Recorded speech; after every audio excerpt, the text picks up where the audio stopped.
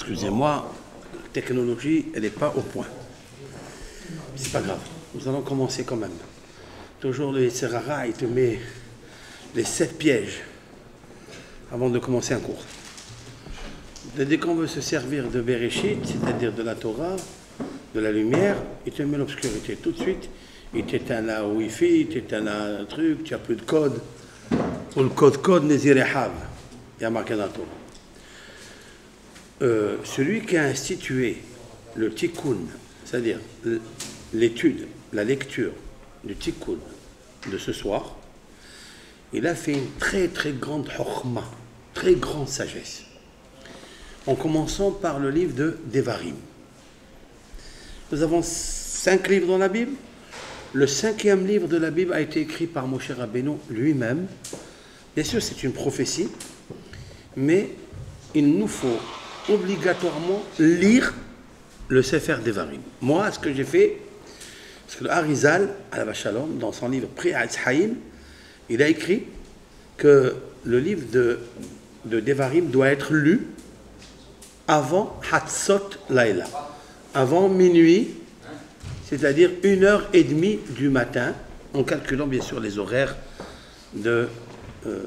d'hiver, d'été, ça tombe exactement 1h30 du matin. Avant 1h30 du matin, il faut terminer le livre de Devarim.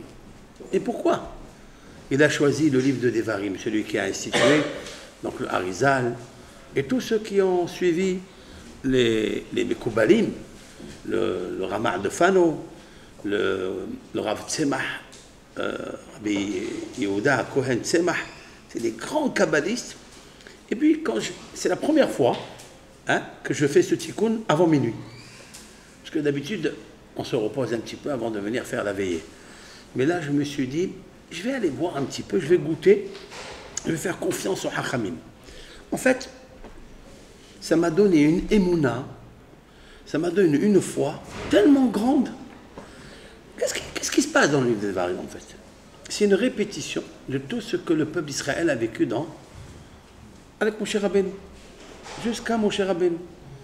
C'est-à-dire, il nous a raconté comment le peuple d'Israël a traversé le désert après la sortie d'Égypte, combien de guerres il a fait, combien de guerres il a refusé, notamment Édom, qui sont les frères de Yaakov, donc c'est Esav. Il dit, lui, tu vas passer devant son territoire, tu ne feras pas la guerre. Il dit, tiens, attention, c'est ton frère, c'est interdit de lui faire la guerre. Et puis, il dit même, et tu dois acheter le pain, et tu dois acheter l'eau avec ton argent, et même s'il veut te le faire cadeau, ne l'accepte pas.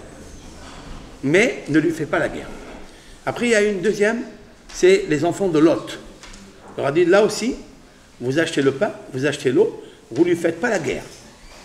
Et l'Am Israël a obéi, et il dit Moshe Rabbeinu, parce que Dieu m'a dit de ne pas faire. Tout ça, en fait, c'est une névoua. C'est une création de névoua de Hakadosh Baruch Hu à Moshe Rabbeinu.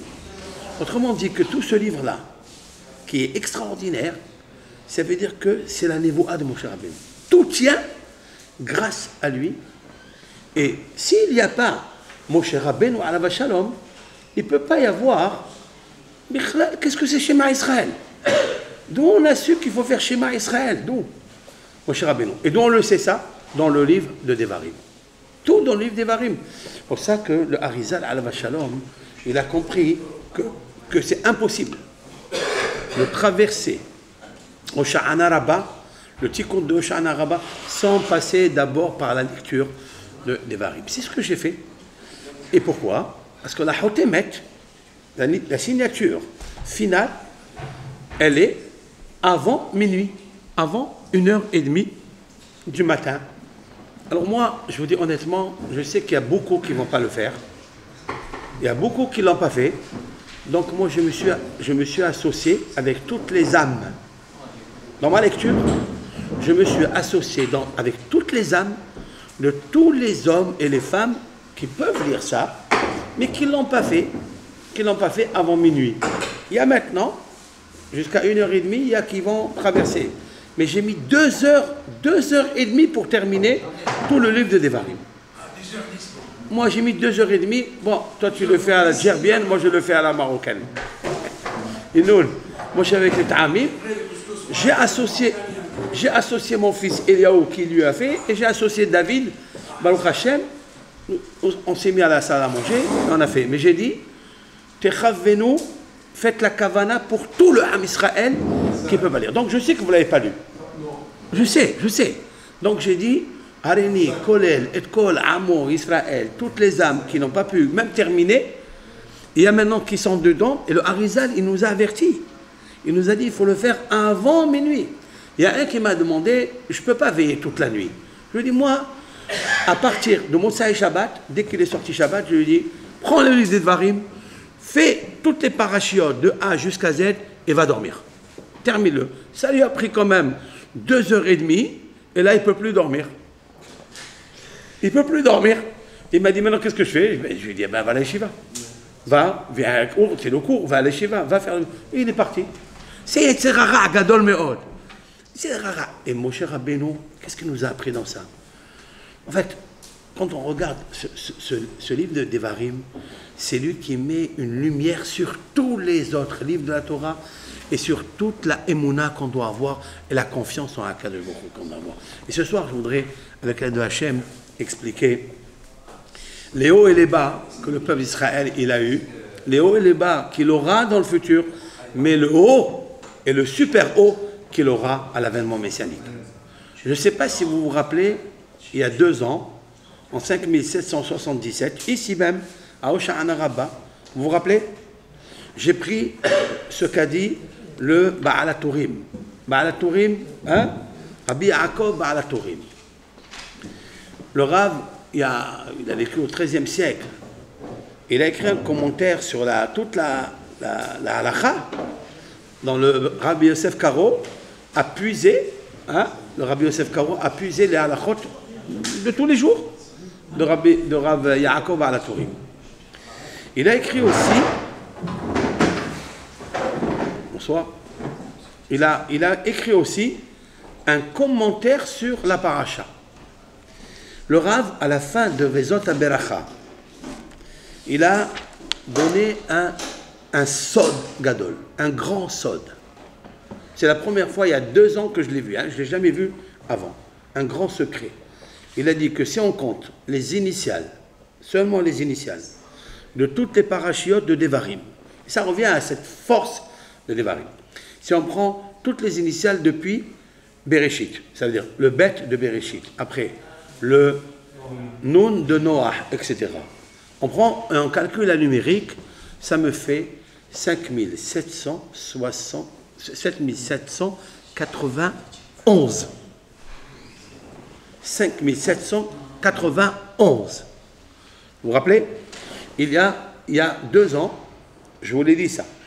Je l'ai dit, il va y avoir à partir, donc depuis 5777 jusqu'à 5791, combien d'années il y a? 14 années. Je vous dis, dans les 14 années, oui, il va y avoir une révolution. C'est ce qu'il a dit le Baal HaTurim. 14 années, il va y avoir une révolution. 91, c'est Tsé. C'est quoi Tsé? Sors. Sors de la galoute. Tu sortiras de la galoute. Ça veut dire qu'on va se trouver dans une situation de bonheur, de grandeur, au fur et à mesure. Bien que les statistiques ont indiqué ceci, cela, ce qui est extraordinaire, je ne rentre pas dans la politique, mais quand même, il faut tracer une traçabilité, c'est que Trump n'était pas encore élu. Ça fait combien d'années qu'il a été élu? Ça fait un an. Donc, c'est-à-dire en presque 2 ans? Non, un peu moins. Donc, il n'était pas encore pas du tout, ni concurrent, il était en train de parler, oui. Et donc, ça a été annoncé bien avant, en 5777. Donc, en 1977, il n'y avait pas encore ça. Et il a dit, le Baal HaTurim, c'est incroyable, il a dit, l'évolution va se faire. Regardez l'évolution, comment elle s'est faite. D'accord? Ils ont pensé qu'il allait y avoir la guerre entre la Corée du Nord, l'Amérique, tout ça. Chacun, il a raconté ce qu'il a raconté. Est-ce qu'elle s'est faite? Non. C'est incroyable. C'est-à-dire que tout ce que racontent les médias, c'est tout des shkarim. Il ne faut jamais écouter. Parce que quand on écoute ce qui est à l'extérieur, c'est la toum'a. c'est l'impureté. Et quand il y a une impureté, on ne peut pas capter la Kedusha. Il faut s'éloigner des ondes maléfiques, des ondes négatives. Il faut s'éloigner de ça. On dit que quand on perd les ondes maléfiques de certains comportements, de certaines personnes qui se trouvent autour de toi, eh bien on retrouve le bonheur. C'est vrai ça? Ben moi je dis que c'est tellement vrai. Et Harambam, il l'a dit dans le Chod De'ot. Harambam a dit, Alav Shalom, Maïmonide, d'ailleurs Maïmonide, on pense que, il paraît que l'UNESCO, il a dit que Maïmonide, il appartient à l'islam. C'est incroyable ça. C'est incroyable. C'est vrai ou c'est pas vrai? C'est incroyable. Ça veut dire quoi? Ça veut dire qu'il ne mettait pas les tefilines. Ça veut dire qu'ils ne faisaient pas Shabbat alors. Ils n'ont pas Shabbat, ils ne faisaient pas Sukkot. Alors on a tout arrêté là. À Rambam, il parle de Chot Tefilin, Chot Sukkot, tous les lois de la fête. Qu'est-ce que ça veut dire? Ça veut dire qu'il y a un sheker extraordinaire. Et Moshe Rabbeinu, il a averti ça dans le livre des Devarim. Alors moi, ce que je voulais ajouter sur ce Baalat Urim, c'est-à-dire 7791, c'est Souka. Ça veut dire que Souka, c'est quelque chose d'extraordinaire. Souka, c'est la protection, c'est la Hosha'ana Rabbah, c'est la Souka. Hosha'ana Rabbah ou Simchat Torah ne peut pas se faire sans rentrer dans la Souka. Maintenant, ce que je voudrais, avec l'aide de Hachem, c'est revenir sur les 51 jours, oui, parce que nous avons une coupure de 51 jours, depuis Rosh Chodesh Elul, oui, jusqu'à ce soir. Ce soir, c'est Hosha'ana Rabbah, il y a 51 jours.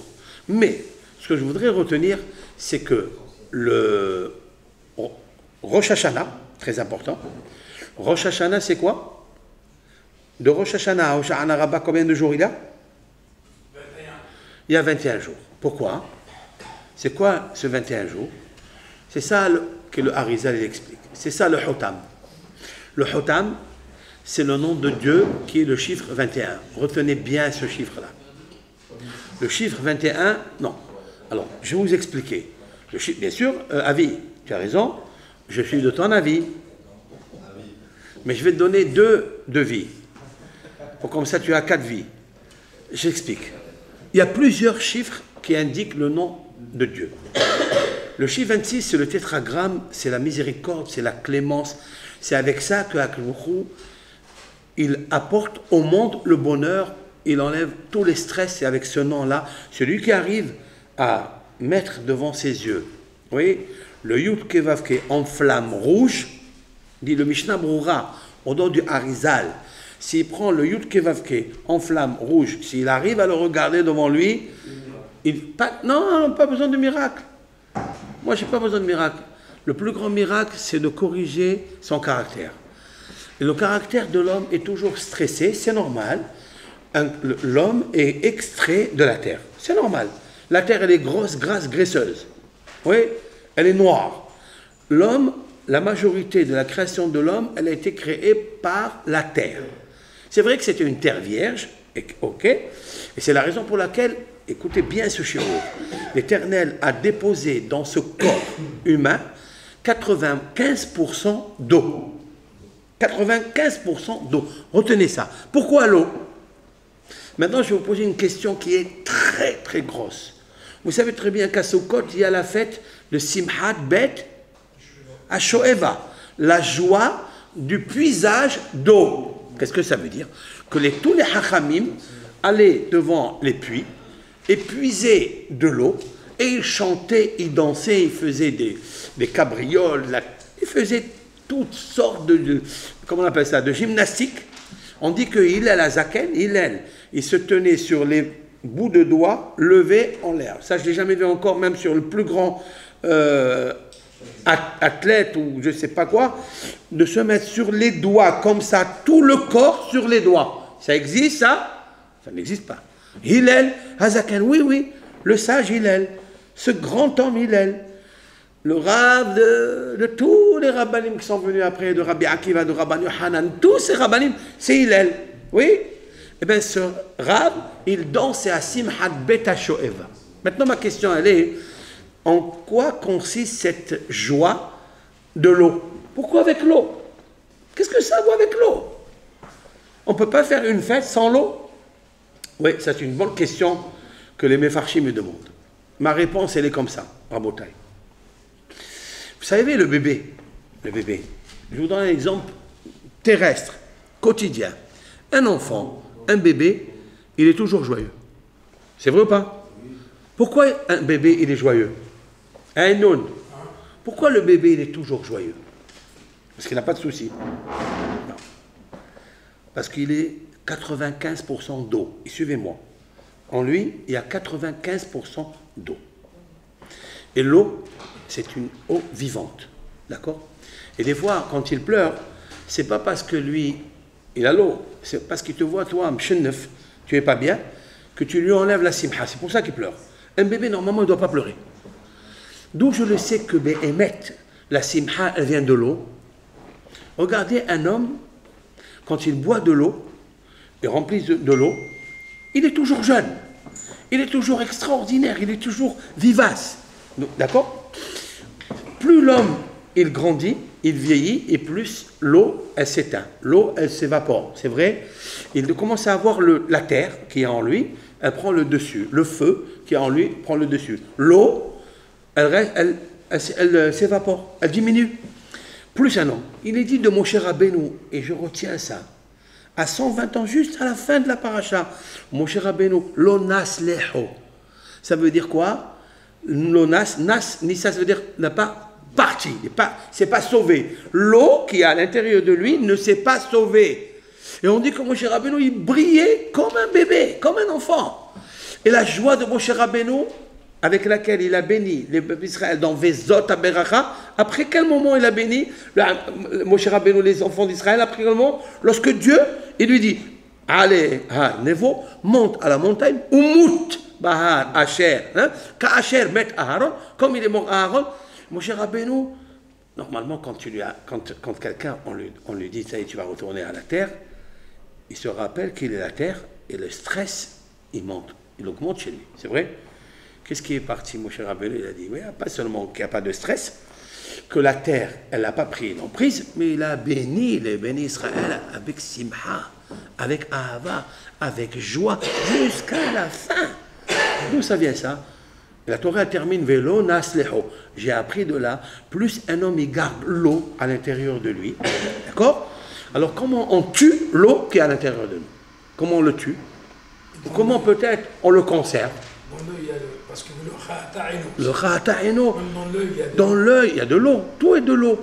Moshe Rabbeinu a conservé les 95% d'eau qu'il a reçue depuis qu'il est né dans l'eau. Kimina maïm mishitu. De l'eau à l'eau. Ça veut dire que la Torah, comme si elle a envoyé un flash, que l'eau c'est quelque chose d'extraordinaire. Et que nous faut garder. Comment on tue ou comment on peut conserver l'eau? Simhat beta shoev.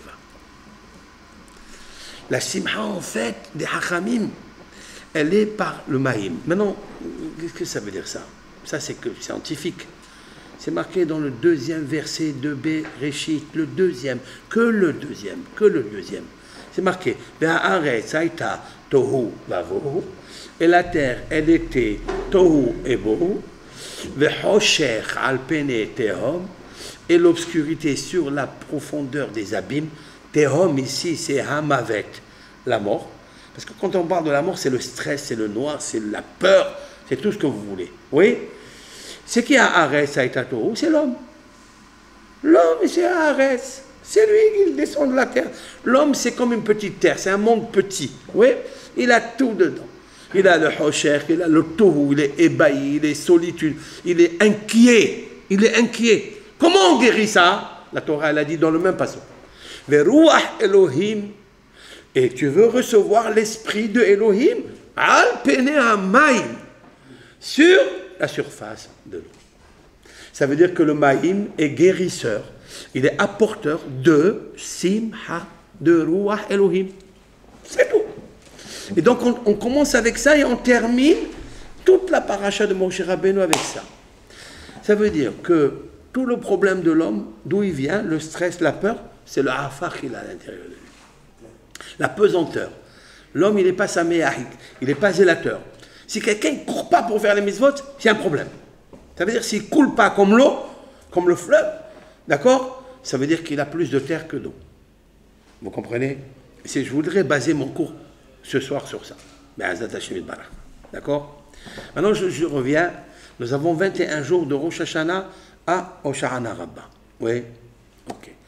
Dit le Harizal, très important de le citer, parce que c'est lui qui nous donne les forces pour comprendre un petit peu la lumière qu'il y a cachée dans la Torah. S'il n'y a pas lui, alors comment on va faire? En fait, lorsque Moshe Rabbeinu, encore une fois, parce qu'on ne peut pas passer sans lui, c'est impossible. Tout ce que je sais, c'est de lui. Rabbeinu, c'est notre maître. Moshe Rabbeinu, lorsqu'il était dans le buisson ardent, et Dieu s'est manifesté à lui, Moshe Rabbeinu, il va dévoiler des choses extraordinaires par la prophétie, bien sûr. Et Dieu lui dit, Moshe Rabbeinu va lui demander, ok, je vais aller, mais par quel nom tu vas les sauver? S'ils me demandent comment tu t'appelles, qu'est-ce que je vais leur dire? Le Mefarshim m'explique, ça veut dire comment tu t'appelles. Il s'appelle Hachem, Adoshem. Non. Par quel nom tu vas sauver le peuple d'Israël? Voilà. Alors il lui a dit par le nom de la couronne. Dieu, il porte une couronne, s'imagine, comme un roi.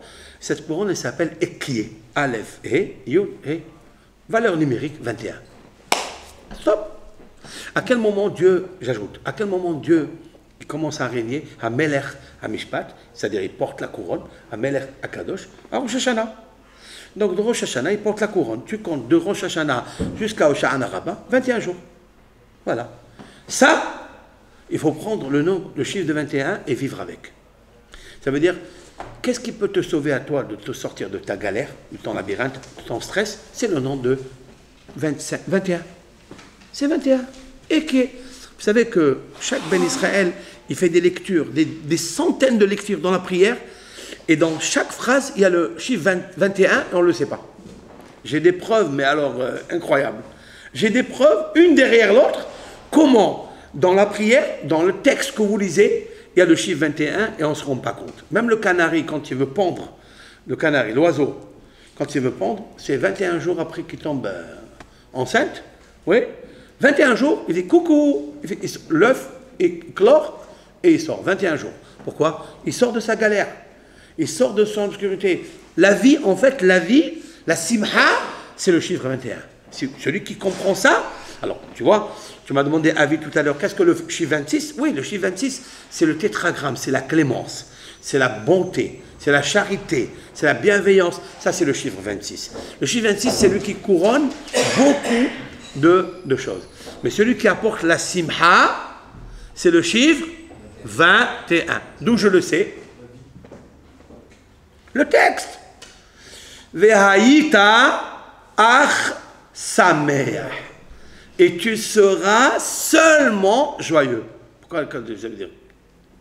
C'est quoi le mot pour nous dire seulement? Seulement, ça veut dire que tu ne mélanges pas de hitzavon, de la tristesse, de l'angoisse dans ta vie. Pourquoi il a dit ach? Dit levad. On dit toujours en'od mi levado. Il n'y a pas encore seulement lui. Voilà, tu trouves le mot seulement avec levado. Pourquoi ici tu ne dis pas levad asimha, qui est rak sameach? Pourquoi ils ont dit ach? Aleph, chaf. Aleph, c'est combien? 1 et chaf, 20, 21. Voilà, je vous apporte une preuve que le chiffre 21, c'est un chiffre de la simha. Et c'est pour ça que quand est-ce qu'on commence la simha en fait? À Sukkot?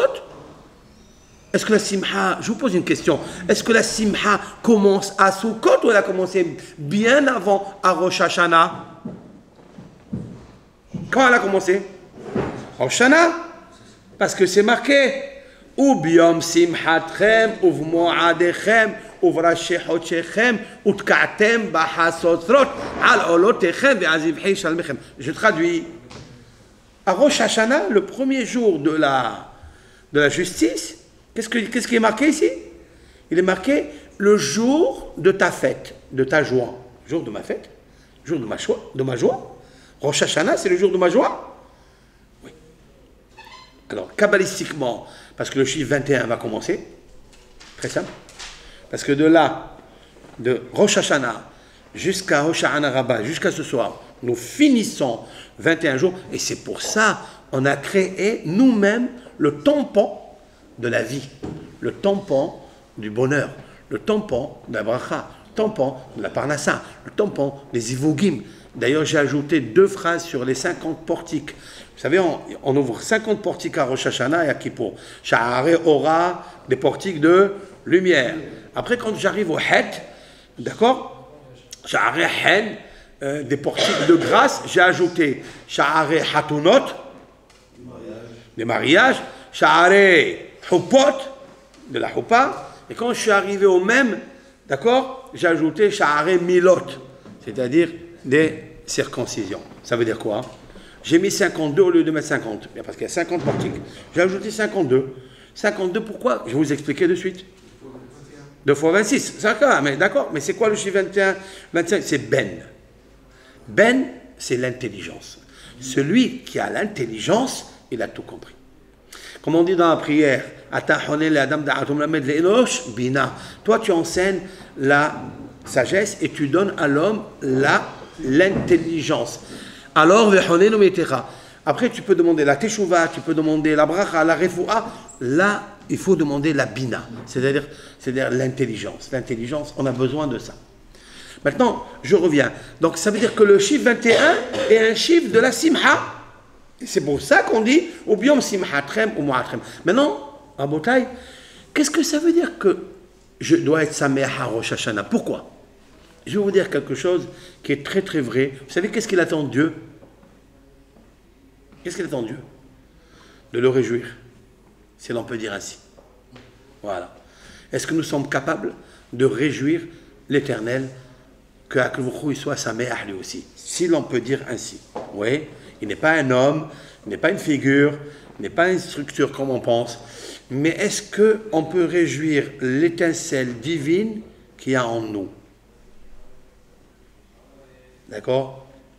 Est-ce que je peux réunir une joie à l'intérieur de moi, pas dans mon corps, qui n'est qu'un décor, mais dans l'accord qui est en moi, dans le miséricorde qui est en moi, c'est-à-dire dans l'étincelle de Yud Ke Vav Ke qui est en moi? Est-ce que je peux la réjouir ou pas? Et Aïta Ar Samer. Il te dit, oui, tu peux réjouir cela.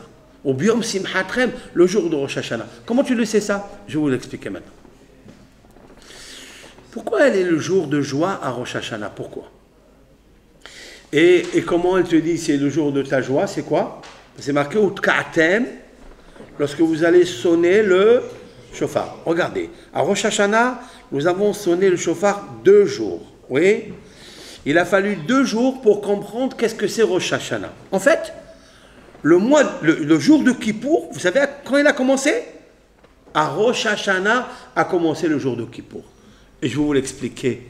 Seulement, le jour de Kippour, il est tellement grand qu'on ne peut pas l'absorber, on ne peut pas le manger, si l'on peut dire ainsi, l'imprimer en nous s'il n'y a pas 2 jours de Rosh Hashanah plus 6 jours de, comment on appelle ça, de 8 jours de Aseret Yemet Tshuva pour arriver à Yom Kippourim. Mais je voudrais attirer votre attention sur ça.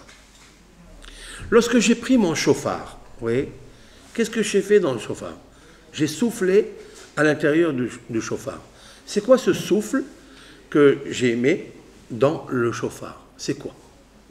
Pourquoi il me demande une chose pareille?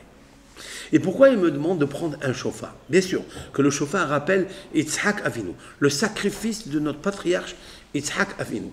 Il y a une grande discussion parmi les musulmans, même chez les musulmans, tous les imams et même des grands philosophes musulmans, ils se demandent est-ce que c'est Yitzhak qui a été pris au sacrifice par Abraham ou c'est Ishmaël. Très très grande discussion. Alors j'ai vu un reportage très intéressant d'un imam, pas un juif, d'un goy, un arabe, qui a fait une synthèse extraordinaire en démolissant toutes les théories, et c'est tous ces gens-là, ces philosophes arabes, qui ont dit que c'était Ishmaël. Il a apporté des preuves des Arabes eux-mêmes, des philosophes arabes, qui ont détruit que celui-là il n'était pas valable, on ne peut pas lui faire confiance, tel et tel. Il a descendu, enfin, il a ramené que c'est Yitzhak Avinu. Mais ça nous fait quoi, nous, ça? Nous, on le sait, ça. Je voudrais expliquer qu'en fait, c'est obligé que ce soit Yitzhak et pas Ishmaël, Parce que le nom de Yitzhak, ce n'est pas seulement le personnage, l'enfant qui s'appelle Yitzhak, non. Parce que Yitzhak, c'est le sourire. Parce que Yitzhak, c'est la définition de l'amour et de la joie. C'est ça qui va me faire dire que ce n'est pas Ishmaël. Je n'ai pas besoin, écoutez ce que je vais vous dire, je n'ai pas besoin de savoir si c'est Ishmaël, c'est Yitzhak, c'est le prénom qui m'indique tout. Dans le prénom, il y a une âme, dans cette âme, il y a des donnes, des codes, et c'est ces codes-là que moi, je me sers de. C'est ce cours que je vous ai fait ce matin, que je voudrais développer Be'ezrat Hashem ce soir avec vous, en donnant à la lecture, le passage de la Akedat Yitzhak, une nouvelle notion de la vie. Maintenant, je prends donc ce chauffard. Qu'est-ce que je fais? Je mets du souffle à l'intérieur de lui. Pourquoi je sonne le chauffard? Et on est tous contents, on est tous heureux d'entendre le chauffard. Mais qu'est-ce qu'il y a? En fait, le chauffard, c'est un bébé. C'est le petit, c'est un bébé, c'est un enfant.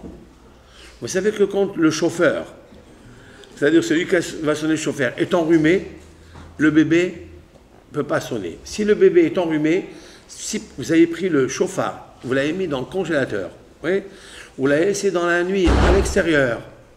À l'extérieur, vous savez très bien que le chauffeur, il ne peut pas sonner le chauffard. Et c'est enrhumé. Et de là, on voit que c'est un bébé. Que le chauffard, il faut le chauffer.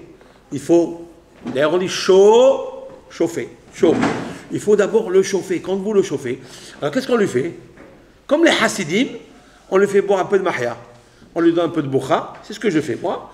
Je prends, avant la sonnerie du chauffard, quelques minutes avant, je prends la boukha du frigidaire, je lui envoie, je le saoule en quelque sorte, je lui donne de la simha.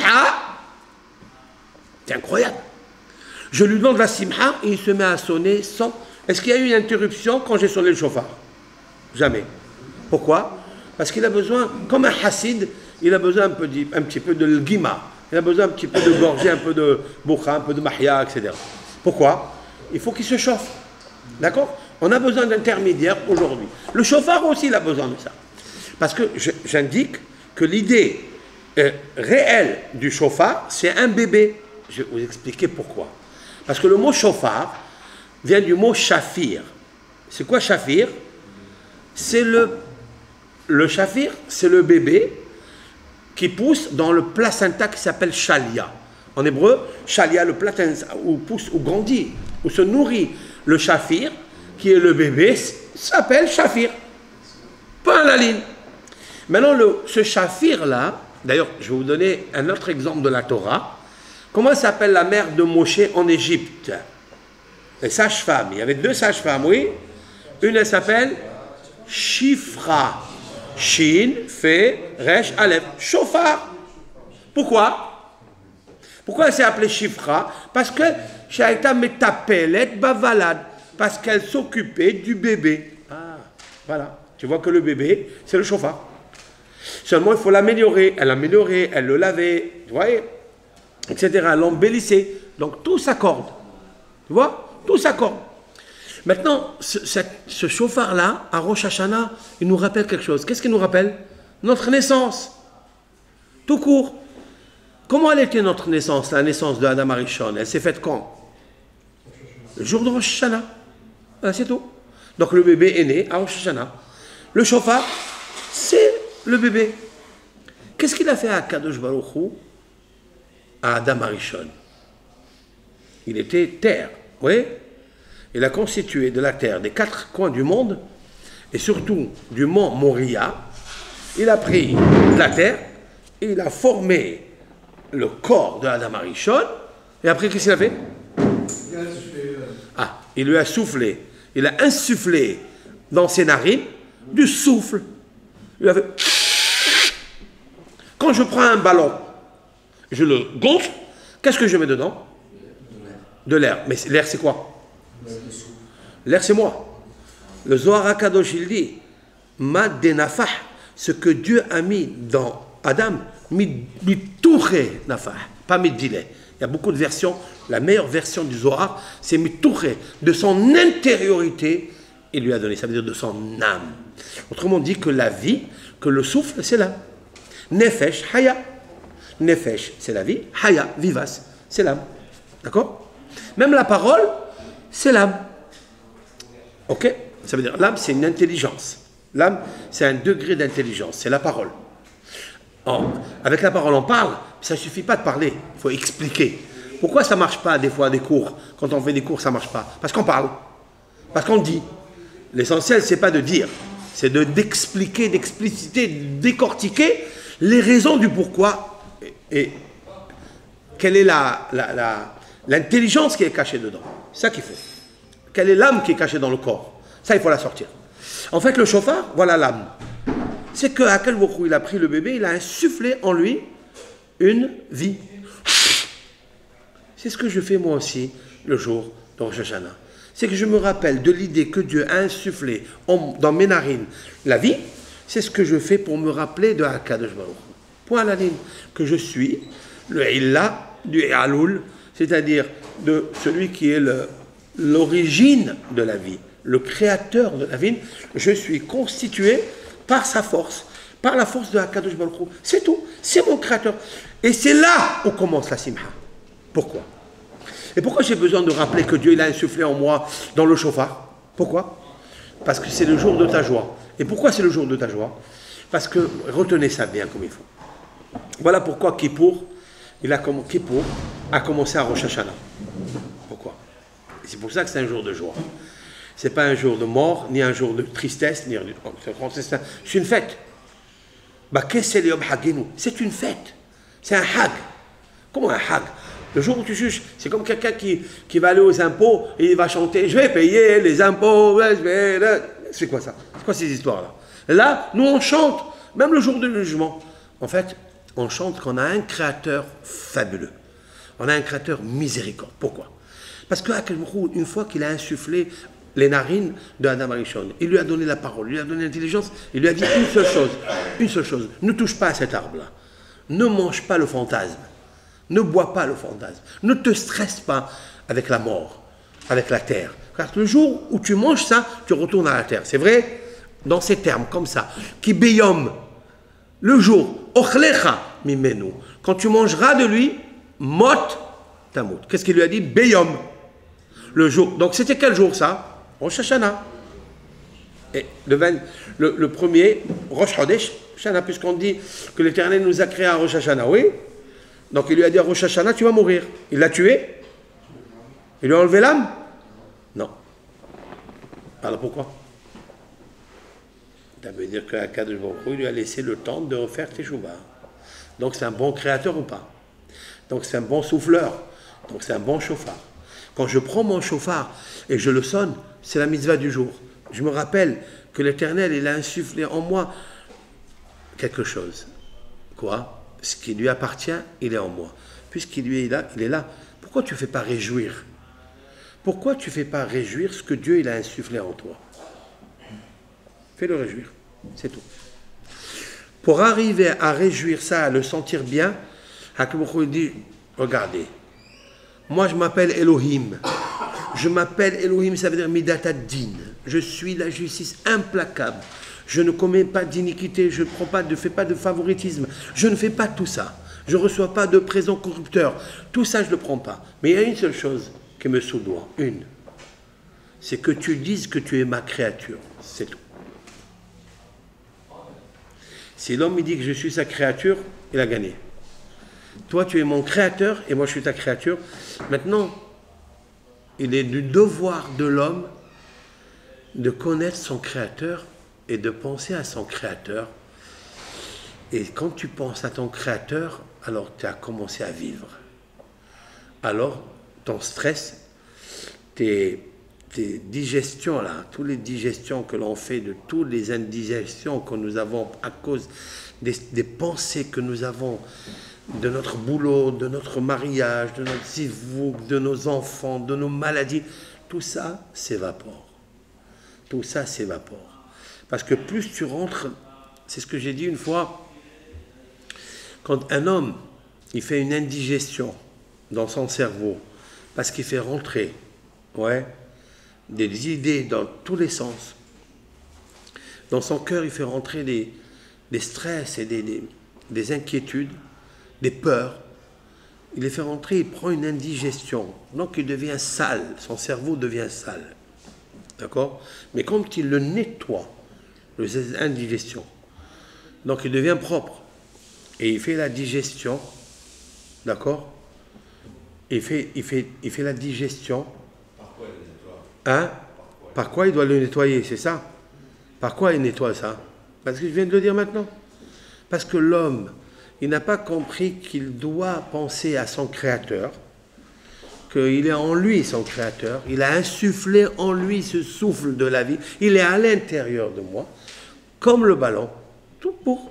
Tant que le ballon, tant que l'air que j'ai mis dedans, il est, donc il tient. Lorsque tu sais que celui qui te remplit d'air, c'est-à-dire ici c'est d'intelligence, c'est Akadosh Baruch Hu, eh ben, tu ne te dégonfles pas. Ben, tu ne te stresses pas. Tu as compris? Tu restes toujours fort. Tu restes puissant. Pour avoir ça, il faut que tu saches que tu as un créateur. Et que toi, tu es le chauffard. Et à tout instant, Dieu, il insuffle en toi le souffle du chauffard. Pour ça qu'à Rosh Hashanah, c'est cette mitzvah, elle n'est pas à Kippour. Elle se continue à Kippour. Vous vous rappelez? On a fini Kippour. Qu'est-ce qu'on a fait à la fin? Nous avons encore sonné le chauffard. Et qu'est-ce qu'on fera demain? Demain matin, qu'est-ce qu'on fera? Quand on a terminé, on fera quoi? Sonner le chauffard. Pourquoi? Ça veut dire que Rosh Hashanah n'est pas encore fini. Mais il a fallu 2 jours de Rosh Hashanah. Même en Eretz Israël. On ne dit pas Sfeka de Yoma, c'est Hadakdusha. C'est un seul jour. Et pourquoi on les a divisés en 48 heures? Parce que c'est très difficile de comprendre Kippour. Pourquoi? Parce que la justice de Dieu, normalement, elle ne doit pas donner la facilité à l'homme. Parce que Midat Hadin, c'est-à-dire la justice céleste ne pardonne pas. Ça n'existe pas le pardon. Vous le savez qu'il n'existe pas ce pardon. Il y a le respect. Le respect est plus grand que le pardon. Il respecte la créature qu'il a créée. Pourquoi ne pas respecter le créateur qu'il a créé? Pourquoi ne pas être saméah avec lui? C'est ça le problème. Voilà, en fait, je vais vous lire une partie du Havot al-Vavot, parce que c'est très important le Havot al-Vavot, Alav Shalom, le devoir des cœurs. Il a dit comme ça. Il a dit à un homme dans Sha'ar Abitahon, c'est Hachouv Meod. C'est-à-dire que celui qui veut en fait vivre, il faut que ça soit un jour avec moi, hein, pendant 30 heures. On finit le Sha'ar Abitahon, c'est-à-dire le portique de Bitahon, il a pas mal de pages, mais 30 heures on peut le finir. On le décortique, c'est fini. Vous sortez d'ici, vous dites, je suis immunisé de tous les stress, de tous les angoisses, de tous les problématiques qu'il y a dans l'homme, qui sont d'ailleurs que imaginaires. Ça n'existe pas. Vous croyez que ça existe? Ce que vous pensez, vous croyez que ça existe? Ça n'existe pas du tout. D'où je le sais ça? Que tous les buissons ardents qui brûlent, enfin, c'est que de l'imagination. Je vais vous le dire pourquoi. Je vous apporte une preuve. Mon cher Rabbeinu, il est devant un buisson, oui. Qu'est-ce qu'il indique le buisson? Qu'est-ce qu'il indique? Un buisson, il a des épines. Ok. Il y a des roses sur un buisson. Non. Il n'y a que des épines. Mais le buisson, il est en train de brûler. Et mon cher Rabbeinu, il demande une question. C'est marqué là-bas. Mais à Séné Boer, je traduis. Et le Séné, c'est-à-dire le buisson Boer, il brûle. Ve'enenu ukal. Et ne pas consumer. Consommer. D'accord? Consumer. Ok. Quand on dit consommer, c'est consommer. Ça dépend qui. Qui consomme et qui consomme. Maintenant, mon cher Rabbeinu, il s'approche, il est fasciné de ça, et il demande une question qui est a priori incompréhensible. Qu'est-ce qu'il demande? Madoua, pourquoi? Lo ivar asene. Pourquoi le buisson ne brûle pas? Il y a une faute d'orthographe là. Il fallait dire pourquoi le buisson ne se consume pas. Et mon cher Rabbeinu ne dit pas ça. Il dit Madoua lo ivar asene. Pourquoi le séné ne brûle pas? Mais le séné brûle. C'est marqué dans la Torah, il brûle, il ne se consume pas. D'accord? La réponse est extraordinaire. En fait, il ne brûle pas du tout. C'est dans l'imagination de l'homme qui est en train de brûler. Tout ce que vous voyez des fois qui arrive dans la vie, vous êtes complètement abattu. Pourquoi? Parce que vous imaginez que vous allez être abattu. Vous imaginez que vous êtes en train de brûler. Vous êtes en train de partir en feu, en flamme. C'est vous qui imaginez ça. Mon cher Rabbeinu, il a vu en train de brûler. Il dit, mais en fait, il ne brûle pas. Il ne brûle pas du tout. C'est pour ça qu'il ne se consume pas. Pourquoi les tzadikim ne se consument jamais? Et dans leur mort, ils s'appellent vivants. Parce qu'ils ont combattu cette idée que le monde, il brûle. Mais en fait, il ne brûle jamais. C'est nous qu'on a peur, parce qu'on pense qu'il brûle. Et 21, vous n'avez pas compris? Waouh! Par cette extension, le cimetière... Tu n'as pas compris, Samy? J'explique. Le cimetière, on l'appelle Bet Hachaim, par extension. Bravo. D'ailleurs, bravo. On dit que... Non, mais là-bas, c'est une autre dimension, mais qui rappelle, elle est familière, ce que je viens de dire maintenant. Elle est familière. C'est vrai que le cimetière, on ne dit pas Bet HaMetim, la maison des morts. Mais c'est vrai qu'ils sont morts, ils sont là. Mais qu'est-ce qu'on dit, nous? Bet Hachaim.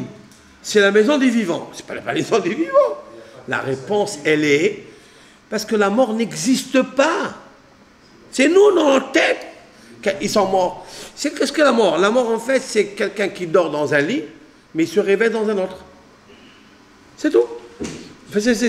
La mort, c'est quoi? C'est l'extinction de quoi? Ça veut dire que le corps s'est consumé. Alors on dit, ah, ça y est, il s'est consumé, il est mort. Mais c'est pas vrai. L'âme ne brûle jamais. L'âme ne meurt pas. C'est ça qu'il faut retenir. Lorsqu'il y a un problème, pourquoi le peuple d'Israël il a résisté parmi tous les pogroms, les inquisitions? Pourquoi? Parce que ce n'est pas un corps. Parce qu'il brûle, mais il ne se consume pas, parce qu'il ne brûle pas, en fait. Et c'est pour ça que mon cher Rabbeinu, il a repris cette phrase pour dire, attention, ne pense pas qu'il brûle, mais seulement il ne se consume pas. Mais s'il ne se consume pas, c'est parce qu'il ne brûle pas. Alors il demande, pourquoi il ne brûle pas? Alors Dieu lui dit, parce que c'est moi l'ange qui est à l'intérieur, dans le cœur du séné. Alors il dit, il est dans ton cœur, c'est pour ça que jamais tu dois brûler. Pourquoi tu te stresses? Pourquoi tu te consumes toi-même? C'est ça qu'il faut retenir. Pourquoi David HaMelech alav shalom, ce soir, c'est son jour qui est extraordinaire? Parce que c'est le seul, David HaMelech, qui a eu tellement de bisionotes, il a eu tellement de souffrances et d'humiliation. On ne peut pas s'imaginer un instant qu'est-ce que David HaMelech il a supporté dans sa vie. Vous savez, demain on va prendre la Harava. Vous savez que comment elle s'appelle le jour de demain qu'on va prendre, on va faire donc les 7 tours autour de la Teva. Comment elle s'appelle au temps du Beth Amikdash? Comment elle s'appelait? Yom HaArava, le jour du sol. Là, on a appris le sol, d'accord? Qu'est-ce que le sol, en fait? Il n'a ni goût, ni odeur. Et pourtant, je l'ai pris, je l'ai mis avec moi, j'ai besoin qu'il m'aide dans ma vie. Oui? Mais en quoi il m'aide dans ma vie? Et pourquoi il correspond au 7e jour de David HaMelech? Pourquoi il correspond en fait dans le système séphirotique à la Malchut, à la royauté? David HaMelech. On finit HaMelech HaMishpat, en fait on va le finir quand? Demain. Il y avait un Rav, la halakha n'est pas comme lui, un grand posek, qui disait HaMelech HaMishpat demain dans la prière. HaMelech HaKadosh, pardon. HaMelech HaKadosh. Demain on dit quel HaKadosh nous? Mais on a fini avec ça. Mais lui, à Hosha'ana Rabbah, demain, il faisait HaMelech HaKadosh, HaMelech. C'est parce que demain, c'est David HaMelech, le roi. Donc, il est obligé de le citer. La halakha n'est pas comme ça. Mais l'idée est fantastique. Pourquoi David HaMelech est devenu roi? Parce qu'il était Arava. C'est quoi Arava? C'est un arbre qui n'a ni odeur, ni goût. Le palmier, il a le goût, la date, elle a le goût, elle n'a pas l'odeur. Après, le myrte, le hadas, il a l'odeur, il n'a pas le goût. Le etrog, il a le goût et il a l'odeur. Et la harava, elle n'a ni ça, et c'est ça David. Regardez David HaMelech, sa souka, lui, elle est tombée. Souka, David, la souka de David, Anophelet. C'est quoi Anophelet? Ça veut dire Anophelet, pas chez Nafla, au passé, elle est tombée. elle tombe encore. Ça veut dire elle n'a ni odeur, ni goût. Et quand même, David Ameller, c'est lui qui sera le quatrième pied du carrosse céleste. Abraham, Isaac, Yaakov, David, le quatrième pied. C'est pas Moshe, c'est David. En fait, intrinsèquement, Moshe est lié avec David énormément. Mais on l'expliquera dans un autre cours. Ou si on a le temps tout à l'heure. Donc, David Ameller, pourquoi? Qu'est-ce qu'il a dit, David Ameller? Ve'areva l'Adonai, minhat Yehuda, Virushalayim. Vous lisez ça? Ve'areva l'Adonai. C'est quoi Areva? Agréable à Hachem, minhat Yehuda. C'est le cadeau, l'offrande, le korban que je donne à comment il s'appelle, à Hachem. Virushalayim. C'est qui Virushalayim? C'est la ville de David. Ir David. C'est marqué dans la prière, on le dit, non? On le dit, fais pousser le rayonnement de David. Qu'est-ce qu'il a, David? Qu'est-ce qu'il a? Ben, il était une simple arava. Aux yeux de tout le monde, c'est un monsieur qui n'a ni goût, ni odeur. Il était écrasé comme la arava. Demain, qu'est-ce qu'on va faire? On va prendre la arava, on va la briser. Et de là pousse le rayonnement d'un homme. Le rayonnement, la malchoute. Et pourtant, tu peux te demander, mais pourquoi il ne se consume pas? Pourquoi il est resté très fort? Pourquoi c'est grâce à lui que tout le monde entier, aujourd'hui, il peut lire les Télim et faire teshuva? Et c'est ça au Sha'ana. Qui a sorti ce 51e jour? C'est David Ameller. Anna Adonai Hoshi Anna. Pourquoi David Ameller, tout le temps, il disait Anna Hashem, Hashem Hoshi Anna? Parce que les gens, ils disent de lui que tu es ni odeur, ni goût. Donc tu n'es rien du tout, monsieur. C'est ça, Moshe Rabbeinu. Il a consumé, il n'a pas consumé. Donc il n'a jamais brûlé. Le peuple d'Israël, ce peuple, il est spolié, il est banni. Mais qu'est-ce qu'ils lui ont fait, ce peuple? Mais il est là encore ou pas? Et sa prière, elle est agréable à Akadosh Baruch Hu. Mais Areva l'Adonai, la prière de Yehuda, c'est nous. Yehuda, c'est nous. C'est le juif, le Ben Israël. David Amelech, il l'a dit. David Amelech, il ne savait pas qu'est-ce qui allait se passer aujourd'hui. Hein? Avec tout l'ONU, avec tout l'UNESCO, tout ce bazar-là, qui ne reconnaissent pas le Hémet, qui ne reconnaissent pas la vérité, qui sont en plein mensonge. En plein mensonge, ils ne voient pas. Moi, je félicite, je vous dis la vérité. Moi, je félicite Trump. Je vous dis la vérité. Je le répète encore une fois, c'est pas parce que c'est un homme. Moi, je lui ai fait la bracha Rosh Hashanah. Sous la souka, je lui ai fait bracha. Quelqu'un est venu me devoir, me dit, est-ce que vous faites une bracha pour Trump? Je dis, je me suis levé. Et j'ai fait la bracha pour lui. Pourquoi? Peu importe la politique où il va, mais il dit des choses vraies, justes. Qu'est-ce qu'il dit, en fait? Qu'est-ce qu'il dit? Il dit, arrêtez de vous tuer entre vous. Ça suffit. Qu'est-ce que vous voulez? Vous voulez que je vous donne de l'argent pour tuer les autres? C'est pas normal. Vous voulez... Allez, il a dit quelque chose d'extraordinaire dans ce discours qu'il a fait devant tous les chefs, Il a dit, je l'ai écouté, moi je l'ai répété. Vous savez, je suis un très bon élève. J'aime écouter les choses, j'aime la sagesse, j'aime comprendre, filtrer le sage, l'intelligent. Qu'est-ce qu'il a dit? Il a dit, chaque peuple doit s'occuper de lui-même, qu'il retrouve ses racines, ses coutumes, ses prières, sa religion, que chacun s'occupe de lui-même. En fait, c'est tout. Arrêtez de s'occuper l'un de l'autre. Vous avez des racines, vous avez une culture, vous avez une religion, vous avez une philosophie. Eh bien, faites-la chez vous à la maison. C'est tout. Et en fait, c'est ce que Dieu, il a dit. Hein. Dieu, il a dit quelque chose d'extraordinaire sur Jérusalem. Il a dit, Ki beti betifila, car ma maison, c'est-à-dire Jérusalem, le Migdash, c'est une maison de prière. Ikare lechol ha'amim. Mon pays, ma maison appelle tout le monde entier à venir prier. Mais prier quoi? Priez quoi? Est-ce que vous allez voir où un jour Trump il va dire Shema Israël Adonai Eloheinu? Il va le dire ça? Il n'a qu'à prier ce qu'il veut. Mais est-ce que tu reconnais Akadosh Baruch Hu? Chacun priera sa prière, sa religion. Et c'est extraordinaire. C'est une idée fantastique. Moi j'ai compris ça. C'est beau ça. Jusqu'à là, il n'y a personne qui l'a dit. Donc on voit une évolution. On voit quelque chose d'extraordinaire qui est en train de... D'ailleurs le monde, il n'est pas en train de se consumer. Il brûle. Il brûle. Ça veut dire les médias font brûler les choses. Les shkarim, le mensonge qui se trouve, il ne faut pas les écouter parce que c'est de la picorsoute.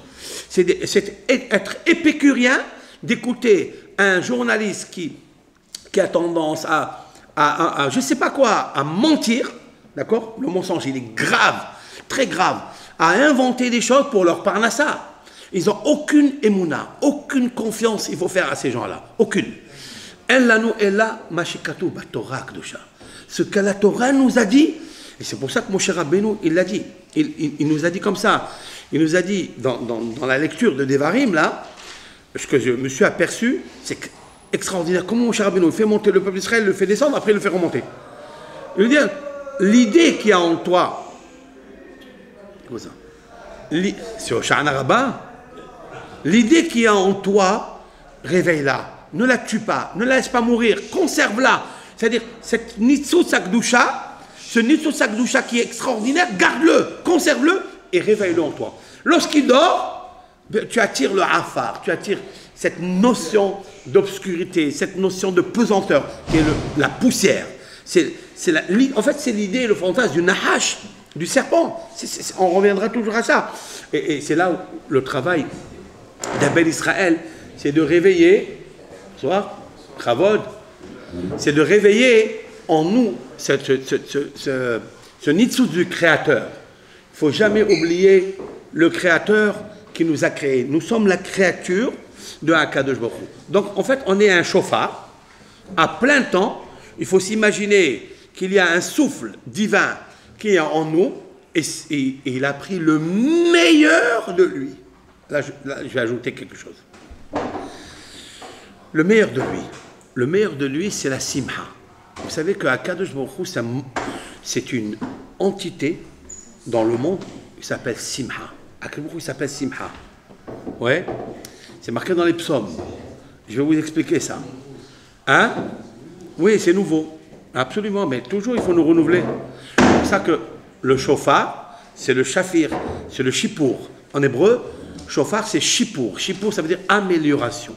Il nous faut toujours nous améliorer. Comme un bébé qui grandit, il s'améliore, il devient beau, il devient grand, il commence à parler, il s'améliore dans sa parole, dans son intelligence, dans sa conduite. C'est ça. Un ben Israël, c'est ça, c'est tout. Mais seulement, si on veut aller plus vite, parce qu'on n'a pas beaucoup de temps à perdre. Parce que si la partie eau, elle s'éteint en nous, la partie sable, terre, elle nous rapproche à la mort, à l'angoisse, elle nous rapproche à l'inquiétude. Il faut toujours remplir l'eau, puiser l'eau et trouver simha bet hashoeva. C'est-à-dire la joie du puisage d'eau. Mais d'où je vais puiser l'eau? De l'intérieur de Yud-Ke Vav-Ke, que j'ai à l'intérieur. Du nom de Akadosh Baruch Hu que j'ai à l'intérieur. C'est de là. Parce que sinon, d'où je le sais ça? Quand je prends le chauffard, oui, et je souffle, ou bien je prends cette vitre-là, je souffle dedans, comment se transforme le souffle qu'il y a? En buée. C'est de l'eau. Ah, voilà, j'arrive maintenant à la finalité de ce que je voulais. Quand je sonne le Ruach Elohim, maintenant, je reprends le deuxième verset de Bereshit, qui est colossal, qui est puissant, nucléaire. Lorsque je prends, je reprends. On est tous vers Ares Aïta Tohu Vavo. Quand l'Éternel nous a créés, nous sommes tous Tohu Vavo. Ça veut dire, c'est le stress, c'est la solitude, c'est les inquiétudes, c'est tout ce que les angoisses que nous avons. On est tous comme ça. Pourquoi? Mais elles se fabriquent seules. Dans l'homme, homme, il a comme ça dans son ventre, comme une angoisse qui lui vient. Mais d'où? Mais qui lui a créé ça? Qui lui a envoyé ça? Pourquoi il s'est imaginé une chose pareille? C'est pas lui, c'est pas son âme, c'est pas son intelligence, c'est pas Dieu. C'est la fabrication de l'élément terre qu'il y a à l'intérieur de lui. Tout court. Plus un homme, il augmente l'élément fondamental terre, et plus il est à terre, il est par terre. Et plus il pense à Homer, et plus il pense à la mort, et plus il pense à l'angoisse, au stress, le ramma. Pourquoi? Parce que terre, c'est l'élément que Dieu a créé en toi, c'est naturel. Mais plus un homme, il monte vers le degré de 95% d'eau qu'il a en lui, alors voilà ce qui est extraordinaire dans nos sages, et ça c'est beau. En Maïm est la Torah. Qu'est-ce que ça veut dire? Je vais écouter, j'ai envie que vous dites aussi. En Maïm est la Torah. Je n'ai marre. Qu'est-ce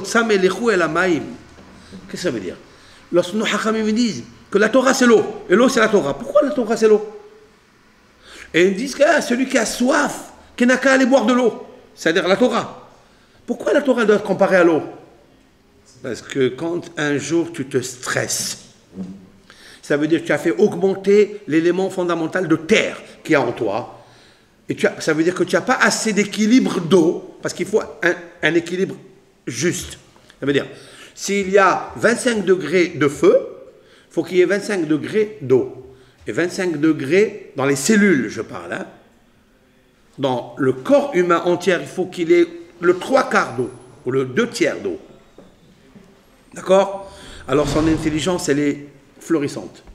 Elle est éblouissante, son intelligence. Maïm.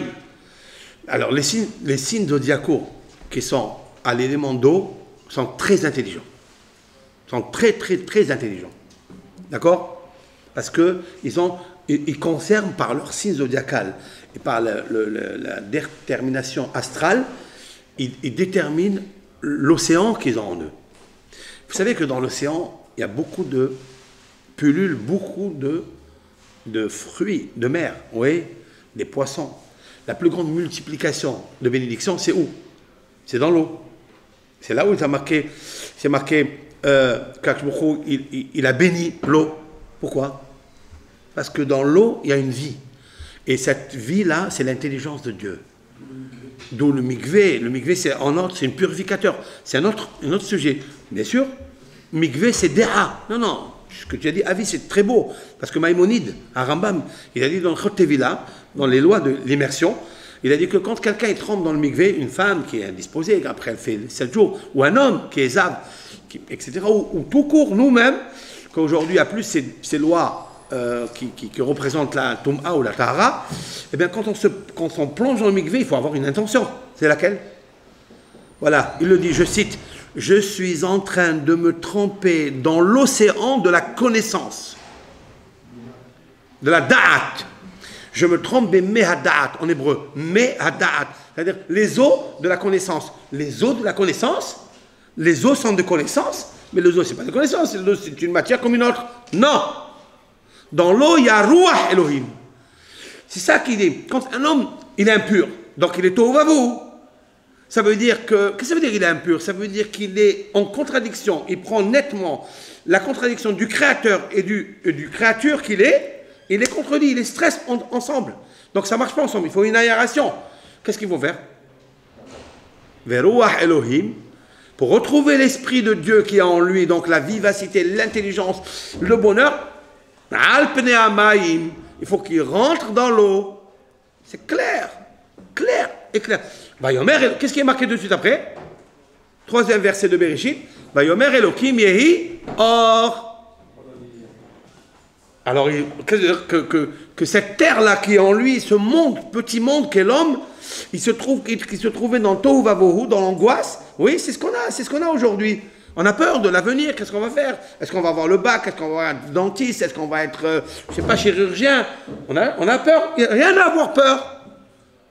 Toutes ces angoisses-là, il faut les mouiller. C'est-à-dire, il faut mouiller avec la Torah, avec la prière, avec la tfila, avec la emuna, avec Ruach Elohim. Il faut, alors, Vayomer Elohim Yehi Or. On ne parlait pas de la lumière avant. On parlait tohu, vohu, l'obscurité, l'obscurantisme, etc. Ruach Elohim, comment on retrouve l'esprit de Hachem, cette vivacité, cette emuna, cette shalhevet, comment on la retrouve? Alpene Hamayim. Tu rentres dans l'eau. Tu vois? Tu rentres dans l'eau. L'eau, ça veut dire que tu rentres dans l'eau. Ça veut dire qu'il y a dans l'eau 95% Hamayim. Comme la valeur numérique, Hamayim, 95. D'ailleurs, dans chaque cellule, tous les scientifiques sont d'accord, il y a 80% d'eau, 95% d'eau dans chaque cellule. Et le reste, il est de feu, ou de potassium, ou de tous les autres éléments de base. Vous comprenez ou pas? Ça veut dire que Maïm, c'est grandiose. D'ailleurs, Maïm, vous avez vu Maïm, c'est Maïm. J'explique. Maïm, si vous prenez le mot Maïm, même, Yud, même. C'est vrai que vous le lisez à l'envers, vous le lisez à l'endroit, c'est Maïm. C'est pas ça que je voulais dire. C'est que l'intériorité du Maïm, c'est Maïm. L'intériorité du Maïm, c'est maïm, j'explique. J'épelle. La première lettre, c'est même. Qu'est-ce que j'ai obtenu? Un même. Deux même, oui. Même. Même. Ok. Après, Yud. Comment j'écris un Yud? Yud. J'ai épelé Yud. J'ai sorti la phonétique, la sonorité Yod. D'ailleurs, l'iode, il se trouve dans Maïm. Dans l'eau, l'iode. Yod. Alors, Yud, Vav, Dalet. Oui? Très bien. J'ai pris Vav, Dalet, c'est ce que j'ai ajouté. Vav, c'est combien? 6. Dalet, c'est combien? 4. Ça fait 10. Donc, j'ai le même. Voilà, même. Voilà, maintenant, Vav, Dalet, j'ai ajouté, ça fait Yud. Oui? Vav, Dalet, c'est 10. Ok. Après, je fais même. J'ai ajouté un même. Donc, j'ai ajouté même, Yud, même, Maïm. Il y a le Maïm dans Maïm. Vous suivez? C'est incroyable. Faites-le avec Yaïn. Avec Yaïn, Yud, Nun. Il ne ressort pas. Faites avec Hometz, avec le vinaigre. Het, après, tête, même, Tzadik, il ne sort pas, Hometz. Il n'y a que Maïm. Parce que le Maïm a un visage. Il a un visage qui s'appelle Panim. Pene à Maïm. Pene, c'est visage. Pnim, intériorité. Donc il a, dans le Maïm, il a le visage, le mot Maïm, mais il a l'intériorité qui est encore Maïm. Et 21 ou pas? C'est magnifique ça. Qu'est-ce que je fais avec ça? Non, c'est pas ça l'essentiel. L'essentiel, c'est que dans le Maïm, il y a une Neshama. Et c'est ça le souffle. Si vous gardez, vous conservez le souffle qui est en vous, le souffle du Créateur, celui que j'ai mis dans le chauffard, alors Adam Ishtaper, l'homme, il avance. Et c'est pour ça qu'il ne faut pas aller vers la terre, c'est-à-dire la matérialité, vers le Homer. Parce que si tu vas vers la terre, donc tu éloignes comment on appelle ça, le Nitzutz Akdusha, cette étincelle qui est extraordinaire, qui est en nous, celle du Créateur. Alors en fait, en bref et en quintessence, ce que je voulais dire, c'est ça. Comment, moi, être humain, je dois me préoccuper la majorité de ma journée. Je ne dis pas un quart de la journée. La majorité de ma journée, comment je peux faire plaisir et réjouir mon Créateur. Pas que je ne vois pas, pas que je ne sens pas, mais qui est en moi. Voilà, c'est tout. C'est comment, qu'est-ce que je vais faire pour le rendre gai? En fait, je me rends gai à moi. En fait, ce secret-là, mon cher Rabbeinu l'a compris. C'est ça qui crône. Pourquoi mon cher Rabbeinu était au-dessus de tous? Parce que mon cher Rabbeinu a compris que en hod milevado. Ça veut dire, le Chovot Halvavot, il explique que je dois avoir confiance en Hachem, en lui seul. Il est interdit, et pas seulement interdit, il est maudit, une personne qui a confiance en une autre personne. Interdit, Arur ha-gever asher iftah ba'adam. Là, je commence. Oui, Arur ha-gever asher iftah ba'adam. Vesam basar hir'o umin Adonai asur libo. J'ai traduit. Le prophète, j'ai traduit. Non. Quand je parle confiance, je ne parle pas de spiritualité. Quand on parle d'un maître, c'est autre chose. C'est pour ça que je prends le maître pour mesurer le maître. C'est pas pareil. La Torah, Moshe Rabbeinu, Alav Shalom, un rave qui a étudié, qui comprend, qui se conduit comme il a étudié, pas comme il dit, il ne fait pas. Tout ça, c'est aussi. Alors, interdit de faire confiance en être homme dans le matériel. J'ai besoin de lui, j'ai besoin qu'il me prête, j'ai besoin d'un cadeau, j'ai besoin de ça. On dit, tu le dis dans Birkat Amazon, que tout homme doit... Ça n'a rien à voir. Je vais expliquer qu'il ne faut pas faire une confusion avec le Hesed, avec la bonté que tu dois à l'autre, le Hesed, de lui venir en aide, psychologiquement ou moralement, ou bien à Ahavat Israël, ou bien du Hesed. C'est autre chose, ça. Je parle que quelqu'un, il a confiance en l'autre qui va lui donner quelque chose. Jamais, aucunement, il faut avoir confiance. Même dans ton patron, dans le truc, tu dois être honnête, tu dois être fidèle, tu dois avoir respect, mais ne pense pas que c'est lui qui te donne, c'est lui qui va te donner, ou tu espères par par des façons de, comment on appelle ça, de flatterie, tu vas obtenir de lui un supplément, ou il va te garder, ou il va te monter un poste.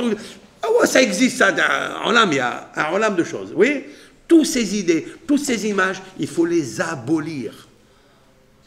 Il faut les enlever de la tête. Et mon cher Rabbeinu, il nous a appris ça. D'où il est dit à il est bas Shamaim ou bas Aretz, en ot milevado. Tout de suite, il a dit, mon cher Rabbeinu, il dit, ne te fais pas une statue, ne te fais pas une image. Pourquoi il parle de ça? Parce que tu aurais pu t'imaginer que quand tu as parlé à Har Sinaï, lorsqu'un Ben Israël, il a vu à quel point il a parlé, qu'il a entendu la voix de Hachem. On a entendu la voix de Hachem? Répondez-moi. C'est pas vrai. Il n'y a personne qui a entendu la voix de Hachem. Parce que Dieu, il n'a pas de voix. Vous avez vu, voilà, je vous ai fait une colle. C'est vrai que c'est marqué. Vous avez entendu les paroles de la voix de Hachem. C'est pas pareil. C'est une prophétie. Parce que je dis qu'il a une voix. Ça veut dire qu'il a une voix. Donc c'est un homme. C'est quoi une voix? La voix, elle sort d'où? Ça veut dire des échos? Même pas. Celui qui s'imagine, c'est comme ça, c'est gravissime. C'est interdit. Tu as fait une image. C'est quoi une statue? Parce que tu imaginais que la configuration de ça, c'est ce qui se passe dans le ciel. Ouais, tu vas lever les cieux. C'est marqué dans la paracha. C'est marqué. Ne lève pas les yeux, regardez le soleil, la lune, Kochavim, Utzva, Shamaim, que tu ne connais pas. Tu es de loin, tu ne sais pas qu'est-ce que c'est. Oui? Ne regarde pas ça. Et tu vas t'imaginer, c'est comme ça qu'il est Dieu. Alors là, tu as fait électrocuter ton cerveau. La émouna, elle commencera à descendre très très bas, parce que c'est là où tu vas être limité. C'est là où, un jour, tu diras, mais cette image que j'ai de Dieu, elle ne m'aide pas.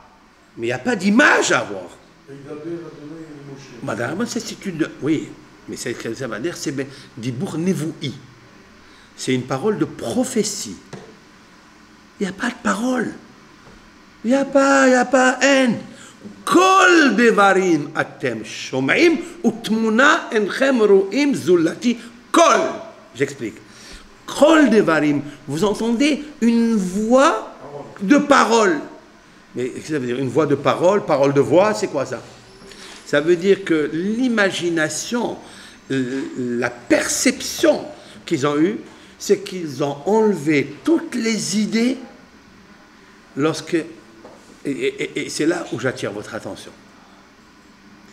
Et pour moi, lorsque vous arriverez, on arrivera, vous, on dirait comme moi je suis arrivé, je suis loin. Lorsque nous arriverons à enlever toutes les images, toutes les configurations, tous les aspects, tous les schémas, d'accord, en laissant que Hakadosh Baruch Hu, je dois faire une vidange de ces peurs que j'ai, parce que ces peurs-là, vous savez d'où elles viennent?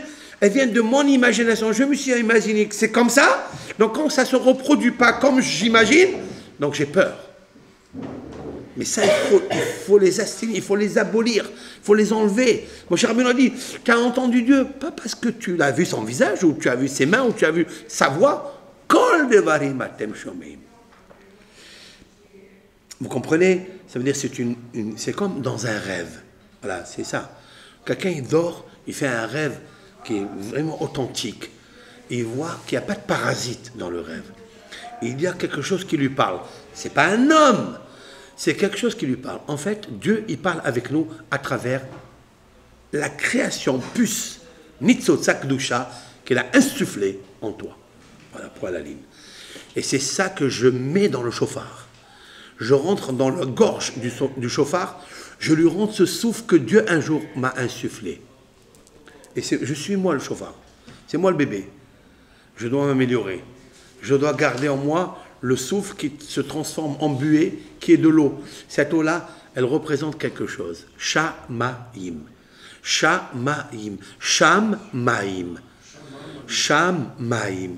Là-bas Maim. Esh Maim. L'eau, feu. L'eau, feu. Feu, eau. Ça. Mais est-ce que vous voyez, vous, quelque chose? Vous voyez le feu? Oui, moi je le vois à travers la lune. Parce que je me dis d'où vient ce feu? Qui est l'EDF là-haut? Qui est-ce qui a la consommation, le moteur de l'EDF? Qui est là-haut? Je regarde la lune, je suis émerveillé. je suis en extase. Eh bien, c'est ça. Maintenant, c'est ça que je voudrais, avec Hachem, commencer mon cours. Ça, c'était juste une petite préface pour le shiur. Le Havot al-Vavot, il dit que lorsque un homme, il a confiance en un autre homme, écoutez ça. D'abord, c'est interdit. La deuxième, s'il est puni de malédiction. Ah, il est puni de malédiction. Là, c'est parce qu'il y a des femmes blanches. Il est puni de malédiction, mais plus que ça. Messira Kadosh Baruch Hu Ashgahato Me'alav. Vous écoutez? Qu'est-ce qu'il fait à Kadosh Baruch Hu? Normalement, ton créateur, c'est comme la nourrice qui prend le bébé, qui s'occupe de lui. Alors, et tu n'as pas besoin d'autre personne que lui, que la nourrice qui s'occupe de toi. Oui? Si le bébé il dit, moi, je ne veux pas la nourrice. Moi, j'ai confiance en telle personne. Oui? Qu'est-ce qu'il fait? Qu'est-ce qu'elle fait la nourrice? Elle dit, ben tant pis pour toi. Vas-y. J'enlève ma protection de toi et je te la laisse, je te la confie à celui dont tu as confiance. Oui? Il dit, ça, c'est une grande punition, ça. Parce que si le Créateur, il abandonne dans sa créature, c'est la consommation totale de cet être-là. Parce que c'est ça la émouna que je dois avoir. Qu'Akadosh Baruch Hu, Merahem Alay, il a pitié en moi, mais Kol Merahem, j'explique. Akadosh Baruch Hu, Merahem ala Adam. Je traduis mot à mot parce qu'ils sont lourds, sont riches. Qui a Kadosh Baruch Hu Merahem ala Adam. L'Éternel, il a pitié de toi. Yoter Mikol Merahem. Il a pitié de toi plus que toute personne qui peut avoir pitié de toi. D'accord? Maintenant, sachez. Vechol Rahamim Vehemla. Toutes les clémences et les pitiés chez Eshlom Mizulato Alav qu'une personne a pour toi, comme ta maman, ton père, comme un ami à toi, comme ton frère, il a des pitiés sur toi, il t'aime, il t'aide. D'où ça vient ça? Ils viennent tous de la source divine de la clémence et de la bonté. Comprenez? Lorsque quelqu'un a pitié de moi, sache-le que Akadosh Baruch Hu lui a dit aie pitié. Il lui a rentré la rahmanout dans le cœur pour avoir pitié de toi. Si vous passez dans la rue, vous voyez un pauvre, un SDF par terre, et vous allez, des fois ça vous dit rien du tout. Vous passez, vous dites rien, et des fois ça vous chauffe, et vous allez lui donner un sandwich ou l'inviter à McDonald's, même s'il n'est pas cachère. Lui, il peut le manger. Vous lui donnez un peu d'argent, c'est aussi un Tselem Elohim. C'est pas un physionomie céleste, ça? Lui aussi, il est physionomie céleste. Oui? Je vous ai rappelé la halakha qu'il a dit Rabbi Yaakov Kamenetsky d'Amérique, un grand hacham d'Amérique. Il a dit, quand un jour un corbillard d'un non-juif qui est passé devant lui, il était avec son élève qui était érudit, il lui a dit, il s'est tourné, le rabbin, qu'est-ce qu'on fait nous quand on voit un corbillard? Bon, ça, je sais pas, on a de la peine. On dit c'est comme ça, c'est naturel, c'est la fin de l'homme. Sauf à Adam Lamout, sauf à Behema la Shahita. On dit toujours, Job a dit, que l'homme il doit mourir et la fin de tout être. Oui, c'est vrai, comme ça on dit. Le Rav, il n'a pas fait ça. Le Rav, il s'est tourné, il a accompagné le corps. Il a fait 4 pas, il a accompagné le corps de ce goy, de ce non-juif. Pourquoi? L'élève lui dit, mais est-ce que c'est marqué dans Shulchan Aruch? Est-ce que c'est marqué dans la Gemara? Il lui a dit, non, pas dans Shulchan Aruch, ni dans la Gemara. C'est marqué dans la Torah, dans la Genèse. C'est marqué. Ki b'tselem Elohim bara et Adam. L'Éternel a créé l'homme. Quel homme? S'il y avait un juif avant, il y avait un arabe, il y avait un chrétien, c'était l'homme. Et on était tous pareils. On est descendus de Adam Arishon. Comment il a créé Dieu? Par sa physionomie. Donc tout homme a la physionomie. Donc je dois lui faire le respect. C'est incroyable. Quand on trouve un SDF ou un Hani, à plus forte raison, bien sûr, il est une mitzvah d'aider le pauvre, l'étranger, le converti, comme c'est marqué dans la Torah. Toutes ces sciences-là, c'est quoi ça? Là, ça veut dire que le Créateur qui t'a créé, il t'a posté à l'intérieur de toi un souffle de la physionomie céleste. Tu dois respecter ça. Tu dois respecter ça.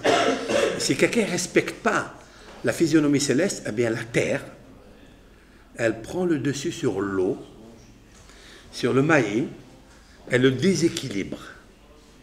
Et c'est la raison pour laquelle il tend vers l'angoisse, parce qu'il ne sait plus où est la lumière du Créateur. Lorsque vous vous trouvez des fois dans l'obscurité, c'est parce que vous n'avez pas peur de l'obscurité, c'est parce que vous n'avez pas la lumière. Vous aimez des fois tellement la lumière que lorsqu'elle vous manque dans l'obscurité, ce n'est pas tant l'obscurité qui vous fait peur. C'est parce que je ne trouve pas la lumière qui m'éclaire et qui me rend jovial. Vous comprenez? C'est ça. En fait, quand il y a l'obscurité, c'est qu'il y a un manque de lumière. Et qu'en fait, qu'est-ce que la lumière? C'est la émouna. Tout court. Toutes les mahalotes, toutes les maladies, toutes les angoisses, toutes les déprimes viennent à cause du manquement de la émouna. Qu'est-ce que c'est la émouna? M, c'est maman. J'ai une maman nourrice qui est le Créateur qui est en moi. Si quelqu'un il marche avec ça, mais il a peur de rien du tout. David Amelech, il a dit dans le psaume, Gam ki elech beget salma vet lo irara ki ata imadi.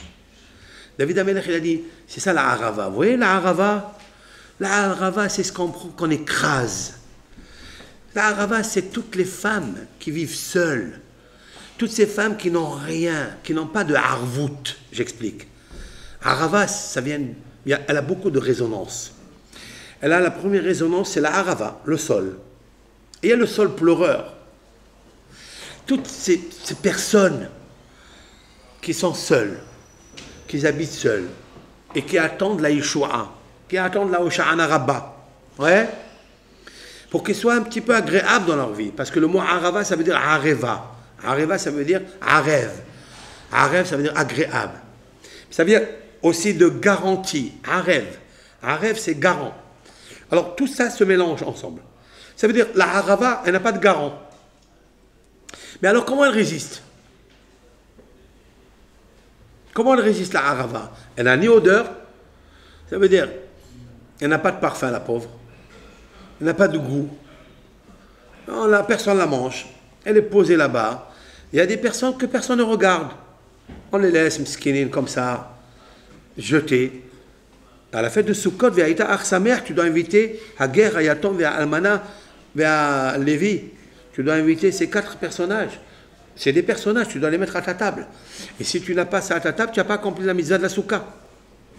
Ça n'a rien à voir avec Pessah, où tu dis à tout le monde rentrer. Là-bas, c'est obligé. Tu étais en liberté. Tu étais esclave, tu es en liberté. Mais la liberté n'est pas la joie. Tu peux être libre et ne pas être joyeux. Il y a des gens qui circulent de partout, ils ne sont pas prisons. Mais ils sont emprisonnés parce qu'ils n'ont pas, ils sont menottés parce qu'ils n'ont pas de joie. Yom Simhatenu, c'est autre chose. Ça veut dire que tu dois augmenter la lumière de la joie en toi. Mais comment tu vas le faire, ça? Et quand il y a eu Sforno, le Sforno, c'est un des commentateurs, il a dit, il tire de Maïmonide, dans Moré Nevochim, il tire que Ve'aïta Ach Sameach, et que tu sois seulement joyeux, bli atzvut. Waouh! Ça veut dire que tu ne dois pas avoir un grain de atzvut. Pourquoi? Parce que tu prends ces 4 espèces et tu commences à t'agiter, espèce de... Alors, quand tu t'attaches à chaque... Pourquoi ces 4? Qu'est-ce qu'elles ont, ces 4-là? Explique le Bet Yosef au nom de Rikanati. Rabbi Yosef Karo explique dans le Bet Yosef au nom de Rabbi Nahum Rikanati, un grand rabbin de Rikanet. D'accord, il a vécu au XIIe siècle. Pas tout à fait, vers le XIIIe siècle, début, comme ça, Talmid de Ramban, Nahmanide. Il explique, en fait, c'est grâce à l'eau. Ce sont des, comment on appelle ça? Des plantes, comme par exemple la harava, elle pousse où? Dans l'eau. Vous avez vu qu'elle ne meurt jamais. Elle est toujours verdâtre. C'est la plante, l'espèce qui reste toujours verte. Elle n'a pas d'odeur, c'est vrai. Ouais. Elle n'a pas de parfum. Elle n'a pas de goût, c'est vrai. Alors elle brûle. Elle ne brûle pas. Elle ne se consume pas. Elle est là. Pourquoi? Maïm. En maïm, elle la Torah. Torah, ça veut dire maïm, ça veut dire... Maïm, c'est ce qu'elle a dit la Torah là-bas dans Bereshit. Que quand tu te trouves dans le chaos, dans la solitude, etc., comme David Ameller, on l'a traité de tout. Vous savez, vous imaginez un petit peu ce qu'il a vécu, David Ameller? On ne peut pas s'imaginer un instant. et qu'il a réussi grâce aux bisionotes. Vous savez ce qu'il lui a dit Shimei ben Gera, son général? Vous savez comment il a traité David Améler? Hein? Noef. Ça veut dire Noef? Tu es un violeur. Si quelqu'un s'entend dire une chose pareille, mais comment il répond? Un roi. Noef. Après, il est marqué là-bas, Vehu kilani kelala nimretzet. Il m'a maudit une kelala nimretzet. Nimretzet, c'est les initiales de Noef.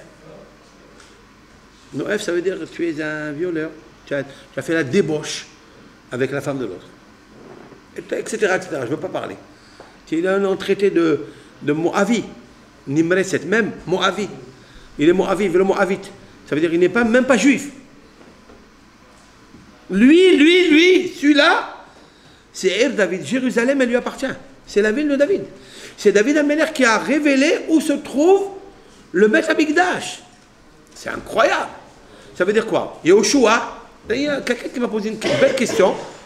Yehoshua, le disciple de Moshe, il prend la place de Moshe, il rentre en Israël, il va combattre 14 années, parce que le chiffre 14 c'est très important, et il va gagner les guerres, 31 rois, il va les abattre, il va les chasser, c'est-à-dire qu'ils vont se convertir, etc. Et où ils font le Mishkan, où ils font le tabernacle, où? À Shiloh, à Shechem, là-bas, à Shiloh, le Mishkan Shiloh, pendant combien d'années? 480 années. Le Mishkan de Shiloh, dans le territoire de Yosef, plus exactement, se trouvera 480 années à Shiloh. Mais la question est de savoir, mais pourquoi ils ne sont pas partis à Jérusalem? Ouais. Jérusalem, Har Moria, c'est là-bas, Yoshua, ou les Nevi'im, les prophètes qui viennent après, Shmuel, un Navi, etc. Pourquoi ils ne l'ont pas fait là-bas, à Jérusalem? Comme Abraham, Yitzhak, Yaakov. Non? Bonne question, hein? Qu'est-ce que vous répondez à ça? Il y a un petit souci pour le truc, je ne sais pas. Viens voir Dov. Il marche? Ah là là. Réglage, plus tard, je ne comprends pas ce qui marche. C'est bon? C'est bon? Voilà. Super. C'est les gens. Pourquoi alors? C'est une bonne question ou pas? Et aussi, qu'est-ce que tu réponds? Je vous intéresse à répondre. Les jeunes. Non, mais pourquoi David? Pourquoi David, c'est lui qui a... Pourquoi? Shmuel a indiqué l'endroit pour faire le bâtiment, où il a oint David, à quel endroit il va montrer précisément. Qui? Les autres peut-être qu'ils ne savaient pas, ils n'avaient pas la dévoile. Qui? Shmuel à David. Il a fallu attendre Shmuel. Non, j'ai posé une question. Yoshua, c'est avant Shmuel. Oui, mais ils ne savaient pas. Ah, ils ne savaient pas. Bravo. Ah, même un prophète, ça veut dire qu'il n'y avait pas une transmission. C'est ce que je veux juste enlever quelque chose, une idée fausse qui peut se créer. Comme si Moshe Rabbeinu, oui, ou bien Abraham, Yitzhak et Yaakov, ils ont transmis où était l'endroit de Har Moria. Parce que Yaakov, on est sûr que la Torah nous parle du rêve. Yaakov va rêver une échelle qui monte du bas vers le haut, et cet endroit était le Har Moria. C'est là où Yaakov, quand il se réveille, il dit Vezeh Bet Elohim. Cet endroit-là, il a donc érigé une stèle et il a dit c'est celle-là qui sera Bet Elohim. Donc il savait que c'était le Bet Amikdash qui va être construit. Oui. Est-ce que Yaakov l'a transmis à ses enfants? À Yosef et à Shimon, Lévi, il ne l'a pas transmis. Il l'a gardé. Pour qui il l'a gardé? Pourquoi il l'a gardé? Mais pourquoi il l'a gardé? Il ne faut pas garder une chose pareille. Il faut pas conserver des prophéties, il faut les enseigner. La Gemara, elle raconte qu'il y avait des gens qui avaient des façons de faire dans le Beth Amikdash, d'accord?